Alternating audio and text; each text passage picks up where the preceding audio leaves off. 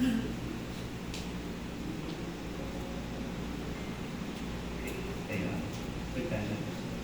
Okay.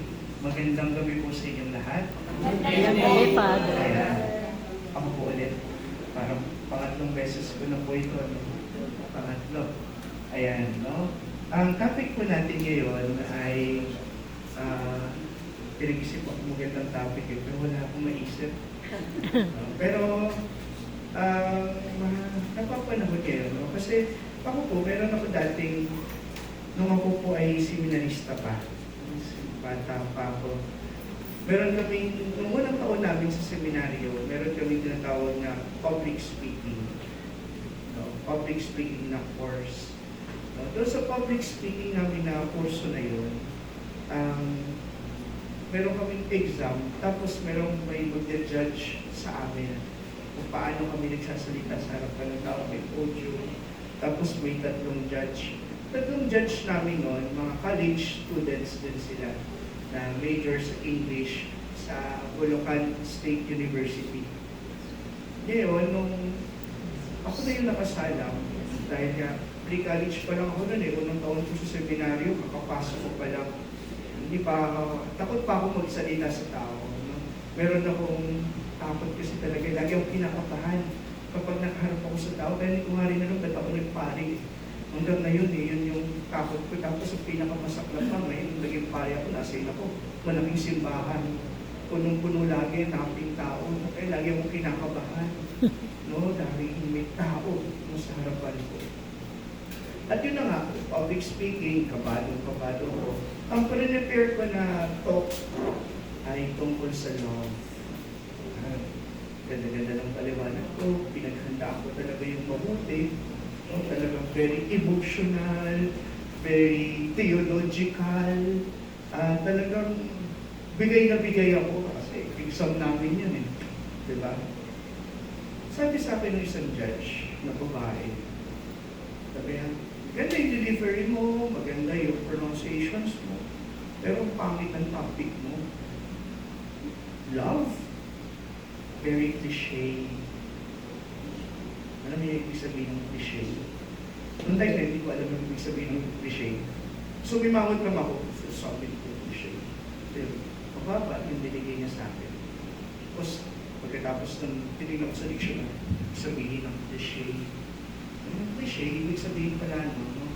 Parang paulit-ulit na, wala nang bago, nakakasawa na. Which is, sabi ko nga, no? Pag pinag-usapan yung love, parang lagi na lang natin siyang naririnig. No? Pero after that, gusto kong balikan yung babae. Gusto ko siyang pagsabihan ulit. So, pagkatapos kong mag-aral sa seminaryo, isa lang yung na-realize ko, love is never a cliche topic. Meron niya isang saint, isang apostle, si St. John the Apostle. Every day, every time na mag-preach siya, isa lang yung kanyang topic. Love. Paulit-ulit. Sa panahon ba natin ngayon, cliche na ba yung love? Tingnan natin doon sa mentality ng maraming mga tao. Oo. Kasi tingnan mo, lagi na lang nakapost yun sa Facebook, di ba? Ang dami na nagpapaliwanag sa atin tungkol sa love. Ano bang bago? Pero hindi nakakapagtaka. Ang dami nang nagpapaliwanag tungkol sa love. Pero hanggang ngayon, wala pa rin nakakaunawa tungkol sa love. Tama. Hindi kasi intindihin ng pag-ibig, ano? Sabi nga ni Blaise Pascal, no? Ano daw yung ibig sabihin ng love? Love has a reason itself that no one can be understand. Which reason itself cannot be understand. Ang dali-dali natin sabihin, love, love, love. Ang dali-dali natin mag-preach, love, love, love. Dali natin magsagot sa slam book, love, is ganito. Pero at the end of the day, bakit parang ang mundo wala pa rin sa pag-ibig? Bakit sa pamilya natin, sinusubok pa rin tayo sa pag-ibig? Diba? Every day, nagigising tayo. Ang challenge sa atin, hindi naman yung bumangon. Hindi yung magtrabaho. Hindi yung makasalamuha. Hindi naman din yung opinion. Ano yung challenge sa atin every day? Love. Love. Bakit ka bumabangon? Dahil saan? Kahit may nagmamahal ka. Kasi hindi ka nababangon kung hindi ka na nagmamahal. Kung hindi mo mahal yung pamilya mo, hindi ka na magtatrabaho. Diba? Pag umigising ka pa sa umaga, kung na mo may kita, ano? Diba asawa mo? May ganin mo. Diba? Nandiyan ba yung mga asawa ninyo? Ano nga yung asawa ninyo? Mukha pa ba siyang pag-ibig? O baka cliche na rin yan? No? Okay. Kaya ngayon, pag-usapan natin siguro. Love. Kahit cliche na topic na siya, kahit na paulit-ulit na, baka meron tayong bago pa rin mapulot. No? Subukan natin yan, no? Pag-usapan natin ngayon yung love. No? Love. Nasa na yung tayo small. Ayun. Love. No? Pag sinabi natin love, pag sa Bible, ano ka agad mo nung may isip? God is Na love. verse sa Bible tungkol sa love. For God so loved the world. For God So loved the world. No? John 3:16. Yeah. Pinasikat yan lalo na ni John Paul II. No? Paulit-ulit niya yung pinanggit. No? For God so loved the world. Nagkanta pa yun. Di ba? Yung tell the world of His love. No? Ganda na, nakakakilig yun. No? Pag kinakanta natin yung mga Pilipino, alam niyo ba? Yung tell the world of His love. No? Sikat yan sa buong mundo. Pag sinabi nilang World Youth Day, ang kanta dyan, no, kahit na pinalitan na ang dami ng mga naging kanta, hindi pa rin mawawala yung kantang Tell the World of His Love. Ang ganda nun. Talagang nayanig yung buong mundo nun sa Pilipinas. Sa Pilipinas yun unang pinanta. Yan yung theme song ng World Youth Day dito sa Pilipinas. At dala-dala yan hanggang ngayon. Kinakanta pa rin yan sa ibang bansa, ginagawa nila ng ibang station. Parang yun yung pinaka-theme song ng World Youth Day. Tell the world of His love. Ang page saan? Sa John 3:16. Oh. Next, ano pa? Yung sinabi natin na love sa God is Bible. love. Ano yung pinaka-famous? Isa pa. Letter of St. Paul to the Corinthians. Love is patient. Diba? The hymn Sky. of love. Okay. Nabasa nyo na ba yun? Corinthians 13. Yung love is patient, Love is patient. kind. Yan yung nasa poster natin ngayon eh. Diba? That John 3, that 1 Corinthians that is yung first letter of St. Paul to the Corinthians, chapter 13. 13. No? May trivia ako sa inyo. Alam niyo ba? No? Ang John 3:6, ang letter of St. Paul to the Corinthians ay hindi yun nakakakilig. Hindi kinikilig si St. Paul habang nang sinusulat yun. Alam niyo ba kung ano yung emotion niya ni St. Paul? Sa sinusulat niya habang yung letter niya sa mga taga-Corinto. Alam niyo ba yung emotion ni St. Paul? Alam niyo ba, no? Galit. Bakit Galit galit? siya. Itong mga taga-Corinto kasi na to, mga mayayabang. No? Sila, pag nagsa-celebrate ng Eucharist, no, meron kasi diba tayo offertory o preparation of gifts. No, may kanya-kanyang dala yun. Nung panahon ng mga Kristiyano, ano yan eh, yung gathering, kanya-kanya tayong dala ng pagkain. Tapos yun yung paghahati-hatian natin. No, mag-o-offer tayo ng gifts, yun yung kakainin natin pagkatapos ng assembly. Diba? Ganun din naman tayo dito. Pag may mga gathering tayo, kahit ako may kainan din kayo pagkatapos. Diba? Potluck. Ganun din yung mga first Christians. Dadala sila, potluck. Yun yung ino-offer nila. doon sa pare. Tapos yun yung kakainin, sama-sama. Ngayon, mga demonyo yung mga pare, eh. Sila lang yung kumakain ng offer. Eh. Dapat pinamimigay niya yan. No, kasi yun yung intention. Hindi lang dapat si Father yung tumatama. Pare, minsan nabubulok na dun sa kwarto nila yung mga offer. Eh. Lalabas na lang pagbulok na. No? Pero hindi dapat gano'n. No? Ang intention nun, pag binigay sa pare, Father, ibabahagi mo yan sa amin. Ikaw maghahati-hati niyan para sa lahat. Ito na nga, kung mga taga-Korinto, kapag may gathering sila, dadala yan ng pagkain. Hindi nila i-offer lahat. Magtitira sila ng para sa kanilang mga sarili. Para pag nagkainan, ang kawawa, yung mga walang dala. Wala kayong dala eh. Amin lang ito, nagdala ako, tapos kayo hindi magdadala eh. Tapos kakain kayo, kapal naman ang mukha nyo. Kami lang ito. Ganun yung mentality ng mga taga-Korinto. Pag binasa niyo pa yun, kung sino-sino yung magsabi nun, nagagawa sino? Yung mga babae. Mga babae sa simbahan. Kaya sa sobrang galit ni St. Paul, mababasa niyo yan sa letter of St. Paul to the Corinthians. Pag binasa niyo yan ng boss, sinasabi ko sa inyo, galit na galit yan si St. Paul. Dudugtong niya pa yan. Kaya kayong mga babae, kapag nasa assembly kayo, nasa gathering kayo, bawal kayong magsalita. Tahimik lang kayo. Ingay-ingay niyo. Dahil kayo nagkakaingay, mga nagchichismisan kayo. Tagal-tagal si St. Paul. Ano sa mga baba. Basahin niyo. No? Basahin niyo ng buo. Kaya, pag-ulat kayo, at the heart of his letter to the Corinthians, nag-alit-alit siya. Meron siyang hymn of love. Pero sabi ko yung hymn of love, ang nagbigay na lang na title niya, mga protestante. Hymn of love. Pero that's not a hymn of love. Galit na galit dyan si St. Paul. Kaya pag pinabanggit yan, hindi kayo dapat kinikilig na love is patient, love is kind. Hindi! Love is patient! Love is kind! Pag-iin. No? Sinasabi ko doon sa mga lektor namin. Pero sabi ko sa inyo, huwag nyo na lang gagawin pag nagbabasa kayo.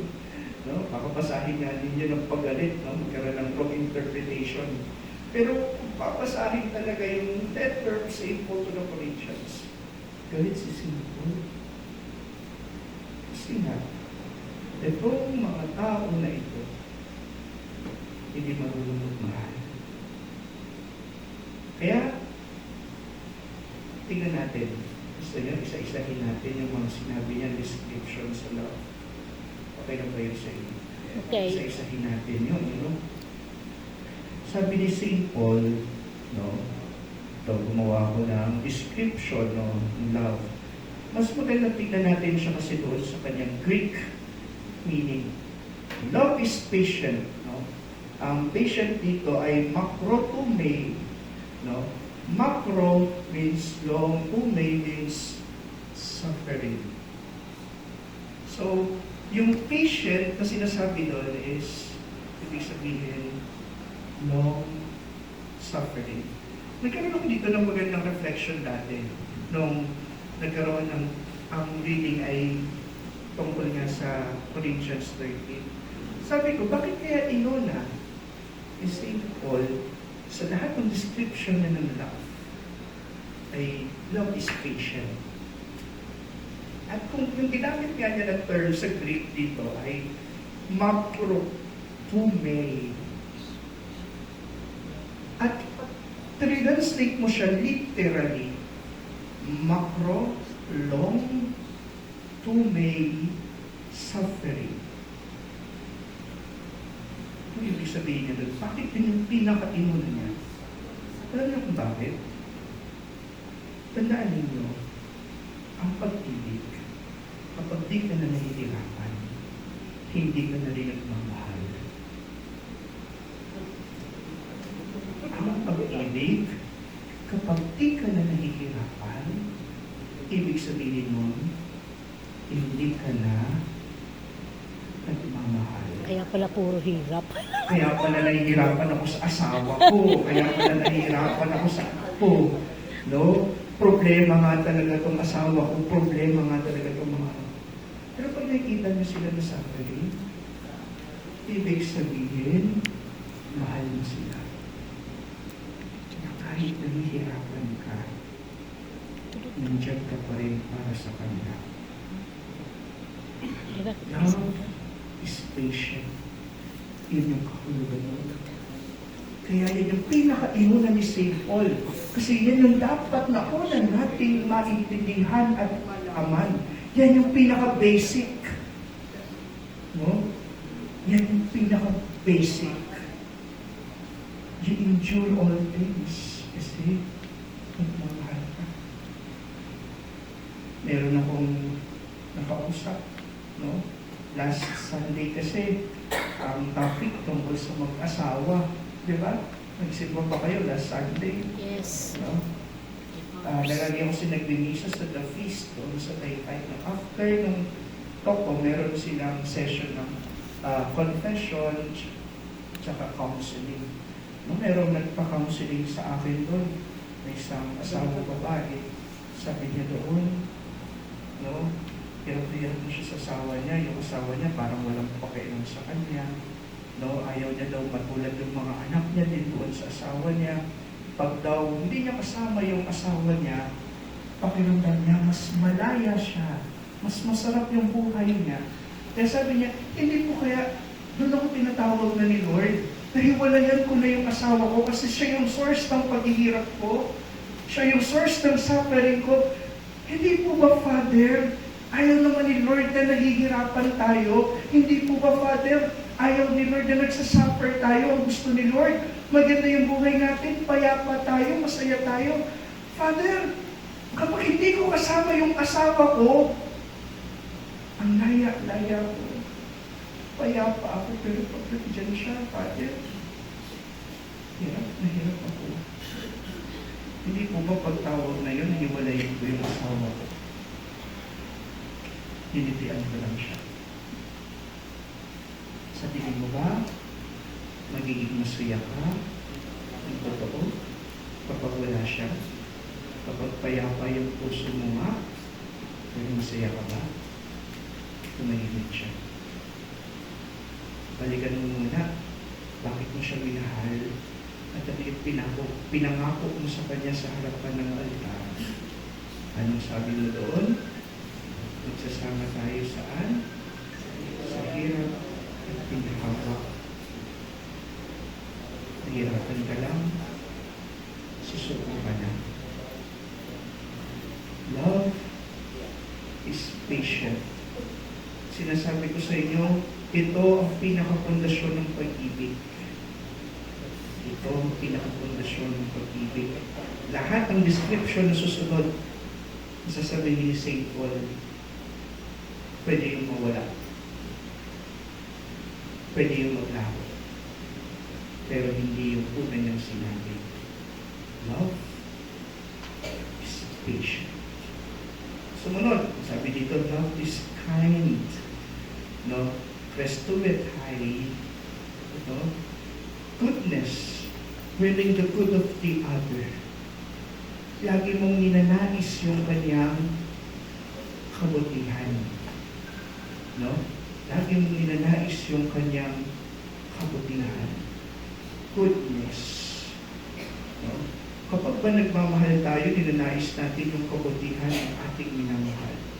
Kasi pag hindi mo na rin, ninanais yung kanyang kabutihan, baka hindi ka na rin na mamahal. Baka lang naman. So, pag sinusumpa mo na siya, pag dami ka na nagkait sa kanya, gusto mo na siyang mamatay. No? Hindi na yun, no? Sumunod, no? Love is not Love jealous. is not Jealous. jealous, no? Zeloi. No? Katulad ng salita, zeloi, sa Tagalog, Selos. zelos. No? Malapit siya sa Greek word, zeloi, zelos. No? Anong ibig sabihin ng zelos? No? Pag dito, tinignan natin yung zelos. Actually, ang ibig sabihin yan, ay nakikita mo siya dapat na blessing hindi lamang para sa iyo, kundi blessing para sa lahat. Hindi siya possessive. Ibig sabihin, yung pagmamahal mo para doon sa isang tao o pagmamahal mo sa iyong asawa o sa iyong anak, hindi possessive. Hindi mo makita na dapat ako lang. Hindi. Though, meron sa marriage na tinatawag nating exclusivity ng marriage, no? May mga ginagawa ang mag-asawa na dapat sa mag-asawa lang. At alam nyo na yan. No? Meron tayo doon na rule, pero hindi mo siya dapat makita na kayong dalawa lang ang nabubuhay. Ito, meron ako isang counseling din. Isang kabataan naman ito, kabataan. No, sabi niya naman, ang nilapit siya sa akin ng magulang niya for counseling. Nilapit na, pinausap kasi ito daw anak niya ay huminto sa pag-aaral ng pandemic. Tapos, naging kasama niya yung kanyang girlfriend. Itong kabataan na to, lalaki, huminto siya sa pag-aaral. Bakit? Para daw makapag-aral yung kanyang girlfriend. Huminto siya. Huminto sa pag-aaral. Di ba parang grabe namang sacrifice yun, ano? No? Ganda ng sacrifice na ginawa niya. Huminto siya sa pag-aaral. No? Para makapag-aral yung kanyang girlfriend. Siya yung nagtrabaho para sa kanya. Ngayon, dumating doon sa punto na biglang may karoon ng iba ang kanyang girlfriend. Hindi siya makamove on. Nasira yung buhay niya. Galit na siya sa lahat ng tao. At attach siya doon sa babae. Hiniwalayan na siya kasi hindi na daw siya mahal. Pero sabi niya, hindi, mahal ko siya, kaya ganyan. Tinanong ko siya. Merong pinagkaiba kasi yan, kapatid. Yung tinatawag nating pagmamahal at addiction. Magkaiba yan. No, magkaiba yan. Mamaya, at tatakal din natin yan tungkol sa addiction. Yung addiction kasi ay tungkol yan saan? Gustong-gusto mo. Pero anong ginagawa kapag addict? Anong nangyayari sa isang addict? Nasisira ang kanyang buhay. Pero kapag ang isang tao, no, nagmahal, ang totoo, hindi dapat nasisira yung kanyang buhay. Hindi siya possessive. Hindi dapat siya possessive. Tingin niya lang blessing. Kaya nga, yung totoong, isang taong totoong nagmamahal, no, ano man yung mangyari sa kanila, masaya siya. Hindi siya magagalit. Kahit na, kunwari, hindi talaga para kayo sa isa't isa. No? Marunong kang magpakawala. No? Diba sabi nga, if you love somebody, set him or her free. No? Dahil hindi seloso ang pagmamahal.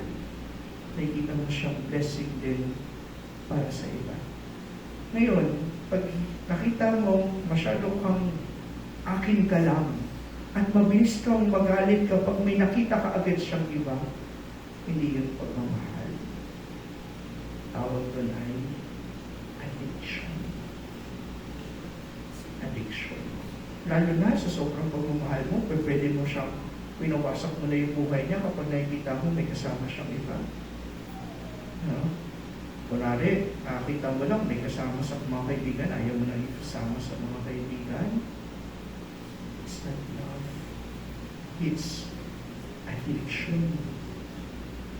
Kaya, love is not jealous. Love is not pompous. No? Pero toy. No? Hindi siya mayabang. No? Hindi siya boastful. Hindi siya pinapakilala yung sarili. No? I elevate myself. No? Magandang uri dito ng love ay nasa definition ng sabi ng isang philosopher. No? Ang love daw, ang totoong nagmamahal, nakikita niyo yung other person greater than myself. I always see that other person greater than myself. No? Hindi siya, kapag akin ka, gagawin mo na siyang trophy. Maraming mga kabataan, tanongin niyo yung mga anak ninyo, baka ganun sila magmahal. Kaya niya minamahal yung isang tao ito para gawing trophy, para ipagmalaki, para ipagmayabang.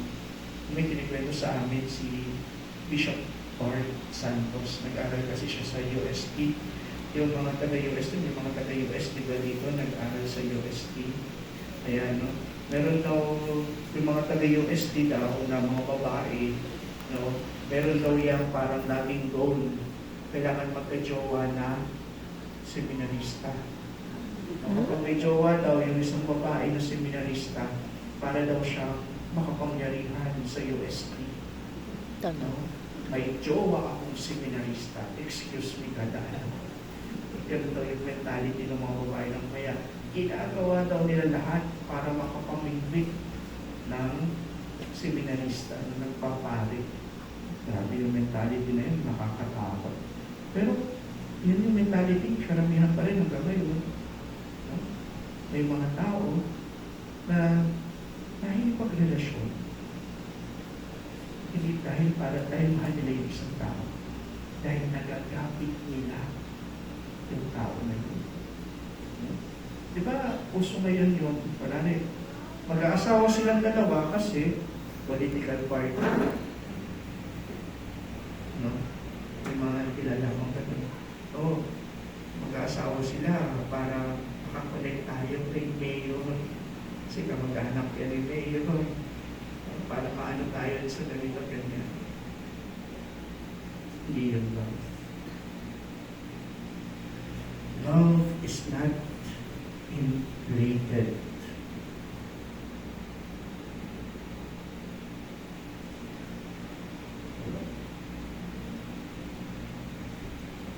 No? Yung love then, no, is not inflated. Hindi siya arrogance. Hindi niya pinagmamalaki yung mahalaga yung sarili ko. Hindi siya mayabang, arrogant. Love is not rude. Ito, mahalaga rin ito. Yung ginamit dito ay hook as kemone, no? Ito ay tungkol sa dishonor. Dishonor. Hook akemone, no? Dishonor. Ayan, pag-usapan natin ito ngayon. Dishonor. No? Meron tayong mga nakaraang mga issues, no, dun sa ating Olympic gold medalist. Napakinggan nyo na yun. Hindi ko napapangalanan. Bawal mag-name drop eh. Diba? Meron tayong isang Olympic gold medalist, no, na ano siya sa kanyang mga issues. Kung sinasabi niya, no, hindi siya mapagmahal sa kanyang magulang dahil hindi niya na nire-respeto. Pero may argument yung iba. No? Sabi nila, no, respect is earned. No? Naniniwala ba kayo nun? Respect is earned. Patunayan mo, naka-respeto ka. No? Kasi yung ano yung argument nila, yung nanay niya, hindi ka respeto eh. Diba? Ginastos niya yung pera ng kanyang anak, hindi nagpapaalam sa kanyang anak. Kaya respect is earned. Doon tayo nagtatalo. Doon sa idea ng respect. No? Kaya nung isa kong pupili, sinagot ko yun. No? Hindi talaga tayo magkakaintindihan. Magkaiba ng argument, magkaiba ng side, walang tinutumpok na nasa gitna. Ngayon, ito yung ating maging dialogue dapat tungkol siya. Tanungin ng magulang, Mahal mo ba yung anak mo? Tanungin ang anak, mahal mo ba ang magulang? Kasi kung respect or yung honor, yung pag-uusapan natin dyan, hiwalay talaga yan. But it is not about a question of respect, but it's a question of love. Kasi kung mahal mo yung anak mo, na naisip mo lagi ang mabuti para sa kanya, ano man ang gawin sa iyo ng anak mo, magiging masaya ka sa nararating niya. Hindi mo siya ibababa, hindi mo siya ipapahiya sa harapan ng maraming mga tao. At ganoon ka rin yung anak mo. Kung mahal mo ang magulang mo, hindi mo siya ipapahiya. Hindi mo siya, iibigin mo siya. Kasi mahal mo siya. So, kung respect, medyo mahihirapan talaga tayo dyan. Maski magkakaiba sila ng meaning ng respect. Pero kung love, di ba parehas? Ano yung pagtrato mo sa kanya? Kasi kung mahal mo yung magulang mo, patatawarin mo. Kung mahal mo yung anak mo, patatawarin mo. Kung mahal mo yung magulang mo, i-respeto mo. Kung mahal mo yung anak mo, i-respeto mo. Kung mahal mo yung magulang mo, tatanggapin mo. Kung mahal mo yung anak mo, tatanggapin mo. Diba? May connection. Diba? Magpapareho. Siguro naman, gano'n ang kahulugan nila ng pagmamahal. Mutual. Hindi ba? Sa inyong dapat. Dahil yung respect, hindi yan magiging mutual. Magkakaiba sila dyan ng kahulugan. Pero kung love, dadalhin kayo sa kabutihan. Kaya, it is not truth. No? Love does not seek its own interest. Tinaliwanag na rin natin ito kanina. Pero, ano sinasabi dito na does not seek its own interest? Ang love dapat ay self-giving. Seeks the good of the other. Ang pag-ibig dapat nagbibigay. Pinaliwanag kanina, hindi ka dapat selfish. Dapat nagbibigay. Binibigay mo lang yung sarili. Hindi ka napapagod. Hindi ka natatakot na mawala. Ang mundo kasi natin ngayon, ang tinuturo, lagi kang magtira para sa iyong sarili. Tama naman yun. No? Pero hindi ba sa pag-ibig, hindi yun dapat gano'n. Kasi ang taong nagtitira para sa kanyang sarili, hindi nagmamahal. Hindi. Pasensya na, radical kasi tayong mga Kristiyano. Yun yung kahulugan natin ng pagmamahal. Hindi katulad ng pagmamahal ng mundo na may pagpapahalaga pa rin sa sarili. Ang Kristiyano, pag nagmahal, ibinibigay lahat. Lahat. Nawala. Ito. Next. Love is not quick-tempered. No? Hindi daw siya mabilis magalit. Easily provoke. No? Pero pwede bang magalit? Siyempre. Pwede bang magalit? Pwede. No? Pwede kang magalit. Pero hindi dapat mabilis. No? Yung iba kasi galit agad bago unawa. Unawa muna bago galit. Di ba ganyan yung ginawa ni Jesus? No? Bago siya magalit sa mga tao, tinunawa niya muna sila. Tinulungan niya muna sila. Ginawa niya muna yung lahat-lahat bago siya magalit. Kaya nga, di ba? Sinasabi, babalik tayo doon sa pinakaunang meaning, unang description ni St. Paul ng love. Love is Patient. patient. Maging pasensyoso ka muna. Chill ka muna. No? ikaw muna yung tumanggap. Kasi kapag nag-react ka kaagad, mas talo kayong di magkakaintindihan. Sinasabi ko sa inyo. Kapag nauna yung galit, sinabayan pa ng galit, ano mapuproduce nun? Yera. Pares kayo galit. Basta nung di magkakaintindihan. Pero kung narinig nagagalit yung isa, huwag mong sasabayan. No? Kapag nagagalit yung asawa mo, ikaw muna yung umintindi. Sige, magalit ka lang dyan. No? Tapos, pag di ka nagalit, ako naman magagalit. No? No? Dapat ganon. Mag-usap kayo kung kailan kayo magagalit sa isa't isa.